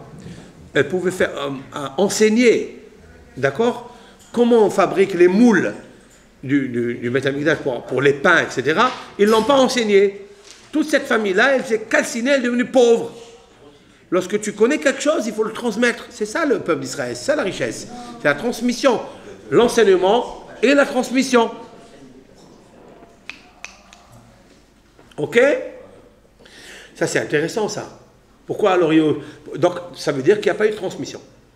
Il nous faut savoir pourquoi. La réponse, elle est... David Ameller, il a répondu dans les psaumes. Et c'est pourquoi... C'est ça qui m'étonne. Pourquoi David Ameller? Pourquoi personne d'autre que David qui a su révéler l'endroit où il était le Beth Amikdash? C'est pas David. David. Non, non, non. Lo eten shena le'enai, c'est marqué. Il lui a pas montré à l'endroit où il y avait le Nashtia, où il a dit... Non, non, non. C'est David seul. Lo eten shena le'enai, le'af'apa etenuma, ad emsa makom l'Adonai. Il a dit, je ne dormirai pas, je ne somnolerai pas, jusqu'à ce que je trouve l'endroit exact où a dormi Yaakov Avinu. Mishkan la'abir Yaakov. Il a fait un neder. David Ameller, il n'a pas dormi des nuits et des nuits et des nuits et des nuits, jusqu'à ce qu'il a trouvé l'endroit, et c'est là qu'il a fait avec le Shem Amephorach, il a acheté l'endroit de Arvana, ou Aravna, donc c'était un Yevoussi, c'était un citoyen d'Eretz Israël qui avait donc l'acquisition du terrain du Beth Amikdash, où se trouve le Kotel, etc. Et qu'est-ce qu'il a fait David Ameller? Il a acheté, comme Abraham a acheté le Maharat à Marpella, lui il a acheté. Donc, mais ce qui m'interpelle, c'est que personne ne savait où se trouver. Parce que Dieu a voulu que David il soit le Melech HaMashiach. Léo. Et pourquoi David? Parce que David, c'est la Arava. En fait, c'est une grande leçon que David Amelech nous a donnée. Très grande leçon. Même quand tu te trouves dans la détresse, même que comme c'est la Arava, qu'on fracasse au sol. Oui, on va prendre la Arava, on va la fracasser au sol. Quand même, tu dois rester verdâtre. Tu dois rester une feuille vivante. Lohametim ya alléluia. D'accord? Qu'est-ce qu'il a dit David Ameller? On le lira les 8 jours de Sukkot, le Hallel complet. Lohametim ya alléluia. Ce n'est pas les morts qui chantent à Dieu. Velo kol yordei douma. Et pas ceux qui descendent à Douma. Douma, c'est l'ange qui arrache, si l'on peut dire ainsi, les âmes de toute créature. Ouais, il s'appelle Douma parce que devant lui, on est d'eux-mêmes, on est immobile, inactif. On ne parle pas. Douma, comme Modé, Douma. D'accord? On est ébahi, on n'a pas de parole. Pourquoi il nous prend cette âme-là? Ok? David Ameller, il a dit, celui qui veut remercier Dieu, celui qui veut louer, c'est pas ceux qui descendent par terre. Ça veut dire quoi? Ça veut dire que même quand tu écrases par terre, même quand on te fait honte, même quand on te fait les humiliations, il faut que toi, tu saches que tout ça, c'est pour ton bien. D'ailleurs, Rabbi Haim Palachi, j'explique, Rabbi Haim Palachi a dit quelque chose que toutes les grandes personnalités de la Torah, vous remarquez, ils ont été suivis et poursuivis par des ennemis qui les ont traqués, qui les ont attaqués, qui les ont spoliés, qui les ont humiliés pour qu'ils deviennent grandes. Vous écoutez? Haim Palachi, c'est un grand rabbin de Turquie. Tous les grands, regardez bien, tout celui qu'on l'aime, la Gemara d'ailleurs elle le dit, la Gemara elle dit qu'un rave dans la ville que tout le monde aime, c'est pas un bon rave. Pourquoi? Parce qu'il ne leur fait pas des reproches, la Gemara elle dit. Parce qu'il ne leur fait pas de reproches. Il les laisse vivre dans leur truc. Alors dit le rave, la Gemara dit c'est pas un rave. Elle n'a pas dit c'est pas un bon rave. Elle a dit parce qu'il ne fait pas les reproches, donc on l'aime. Alors qu'est-ce qu'elle a voulu dire la Gemara de ça? Elle a voulu dire que Moshe Rabbeinu n'a pas été comme ça. En fait, pour nous, la vérité et la réalité, c'est deux choses. C'est pas notre vérité qui est une réalité, c'est la réalité qui est la vraie vérité. Ça veut dire quoi? Ça veut dire que Moshe Rabbeinu, même qu'ils ont voulu prendre une pierre pour le lapider, ça restera Moshe Rabbeinu, Adon HaNevi'im, Isha Elokim. C'est vrai ou pas? Et c'est justement, il est devenu Isha Elokim parce qu'ils ont pris une pierre pour le lapider. C'est vrai qu'ils ont pris une pierre? C'est marqué dans la Torah qu'ils ont pris une pierre? Je dis une bêtise là? Il a dit à Moshe Rabbeinu à Kadosh Baruch Hu, ce peuple-là, il est là. Od me'at uskaluni. Encore un tout petit peu et il me lapide. Il l'a dit ou pas? Mais s'il dit il me lapide, ça veut dire qu'ils ont pris des pierres. Parce qu'ici, ils n'ont pas pris de pierre.